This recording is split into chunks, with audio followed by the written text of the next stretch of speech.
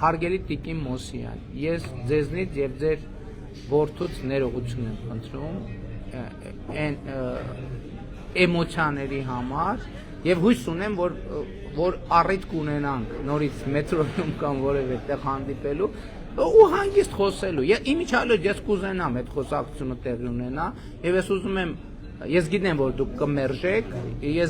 կմերժեք եւ հետեւից երկու կոպիտ բառել կասեք, ես դա ընդունում եմ խոնարհությամբ, բայց եթե հանկարծ ձեր մտքով անցնի, որ արժի, որ մենք sense տեսախցիկը չէ, հեռախոսը կամ եթե կուզեք տեսախցիկը դնենք, հանգիստ պայմանավորվենք առանց էմոցիաների խոսենք, ես իմացեք, որ ձեր տրամադրության տակ եմ եւ այս գլխից ընդունում եմ այդ հրավերը։ Կրկին ուզում եմ ներողություն խնդրել ձեզանից, որ ինչ որ եթե չէ, ընդունում եմ, որ ինչ որ բան նենց չեմ ասել, ճիշտ ժեստիկուլյացիայով չեմ ասել, ճիշտ տոնայնությամբ չեմ ասել, ճիշտ դեմքի արտահայտությամբ չեմ ասել, ինչ որտեղ բովանդակությունն էլ ճիշտ չեմ վերաբերվել, բայց ելի եմ ասում, այդ թեման մինչև հիմա ինձ համար ամենաէմոցիոնալ թեմաներից մեկն է, եւ ես բոլորից եմ ներողություն խնդրում եւ